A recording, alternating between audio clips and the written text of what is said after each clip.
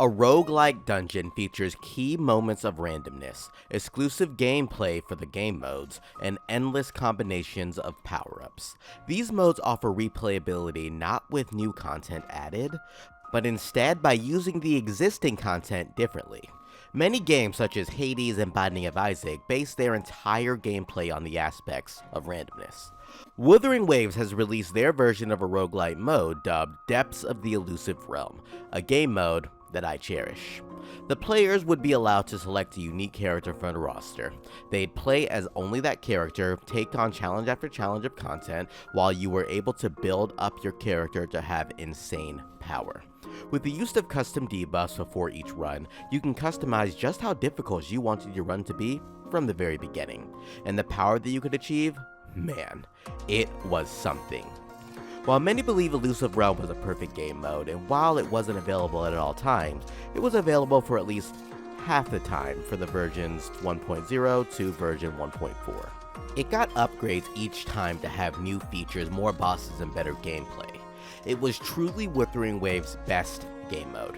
Despite it being so treasured, so loved, it was replaced. The Solaris Film Festival is the replacement for the Illusive Realm, and while being overall decent, it fails in comparison to the Illusive Realm.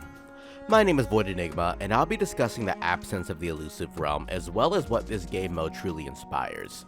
Can the Solaris Film Festival even reach the caliber of fun that the Illusive Realm did? Subscribe if you're enjoying the content, and make sure to like the video. Now let's talk about the depths of the Illusive Realm. Illusive Realm was special for a few reasons. Firstly, the customization of just one character from the very beginning felt like you were starting a new adventure with each new character that you picked. Since you couldn't change midway through, you know exactly who you are playing with for the duration of the run. That felt refreshing, as you could experiment with many different characters one at a time, and not have to worry about the other gimmicks present. This made each run feel unique, as even if you use the same character twice, you can have vastly different runs. Additionally, the starting run attribute changes were phenomenal. Do you want an engaging run with a few hard challenges? Boom, there you go. You can set up a few difficulty changes, and you get that. Do you want an insane no-hit impossible challenge? That option exists. Do you want an easy time where you won't have to worry about suffering in the slightest? Yeah, that option's there. With this system in place, any player could craft their journey and have fun. You didn't have to worry about too much difficulty, as you could play however you really wanted. Next, we had a unique upgrading mechanic of your actual power in-game, and that is with metaphors. Each upgrade has the feature to power up your echo as well and grant you some very extra effects, and the metaphor has a designated element to do so. You can mix and match insanely powerful metaphors to build your custom character and unleash insane power. It was quite dynamic, and I would have loved to see this expanded on. Lastly, the echoes. While they made certain runs feel kind of the same, they gave the player an entirely new way to play a character. This, in combination with the custom upgrades for the characters, was just phenomenal. You want to run a collaborative team with QTE skills amongst your supports? Go Dreamless. You want to run where you become a demigod echo to destroy bosses? Go Crownless. You want to run consisting of pure shielding prowess so that no enemy can even get close to your actual health bar? Go with the Bell. It's a simple mode with dynamic features that was fun for everyone. With Wuthering Waves' unique roster, you could literally turn any character into a legend. DPS Farina was a thing, and she was one of the most powerful characters thanks to a few upgrades in this game mode.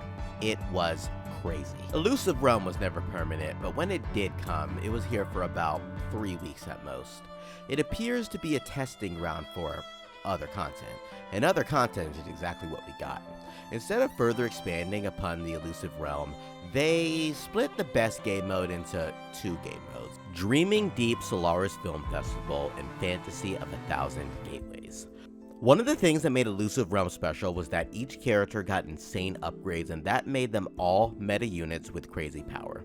You'd be able to roll around in Shorekeeper's butterfly form, and then pop out and release massive spectral butterflies that would destroy tacit discords. You could shoot cheesiest pistols literally forever. Just keep shooting as long as the enemy remained alive, they'd keep getting hit by a fray of bullets. You could trigger infinite counters for a few seconds with Junshin, and each of those counters did insane damage, rendering you invincible during those 5 seconds. Unfortunately, that power was lost in one of the game modes, Fantasy of 1,000 Gateways. What they did was take everything from Illusive Realm as far as the core gameplay loop and added it to a new game mode, but removed the upgrading mechanics that let the game mode be unique. They let you use your own party as well, and they removed the unique echo features. Now, the 1,000 Gateway event is fun, not gonna lie, but that's because they built it upon what made Illusive Realm great. Because you can instantly choose whatever characters that you want, and they actually recommend a certain type of character per week, to be honest, it made the runs feel kinda bland. They're just normal combat events. You power up your characters in the exact same way, well, similar way, and you beat the boss at the end. It's fun for the first 2 weeks, but with a lack of unique character upgrades and unique echo strategies, it just becomes a bore. It's okay to run through and I don't mind it, it's actually kind of fun when I'm actually going through it, but it leaves a lot to be desired. I've tried each of the main ways to actually buff your character.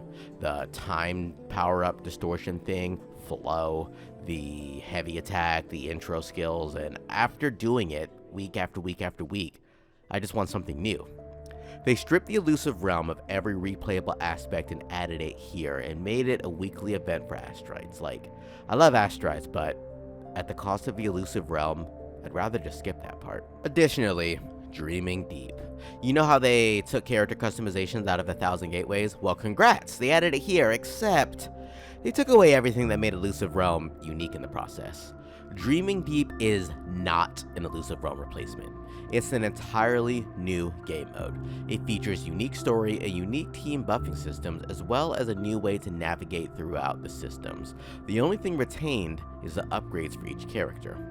The customization for your characters are always there, and you can add and drop characters at any time, and there's a bit of randomness with the characters that you're actually even able to select. While the Illusive Realm could take a while, it never felt like a chore to do. Dreaming Deep feels like a chore to do. This is supposed to be a film, so you're actually meant to read the concepts and explore the story, but being brutally honest here, if it's not a main voice story or something I can read pretty quickly, 90% of the players are not going to experience it at all, and there is a lot of reading to do here. Furthermore, the battles felt monotonous. I spoke about this in a previous video, but they turned the most dangerous quick place content with bosses that can one-shot you if you mess up, and Scar that could grab you and just destroy you, into an HP sponge that takes years to defeat. What made Illusive Realm fun was that most battles were longer than most, but they were engaging and you would actually be able to clear them. The difficulty of some of these bosses were really up there, including the likes of Scar, as I mentioned previously, and with some new bosses as well, it would have been a mode for more fun. I don't know what it is, but Dreaming Deep just feels wrong.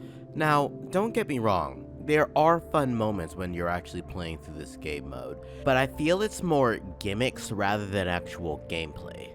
When you're going through this normally, you'll either speed blitz each encounter, or you'll eventually get to the point where you're under-leveled and you're actually having to take forever to kill all of the bosses.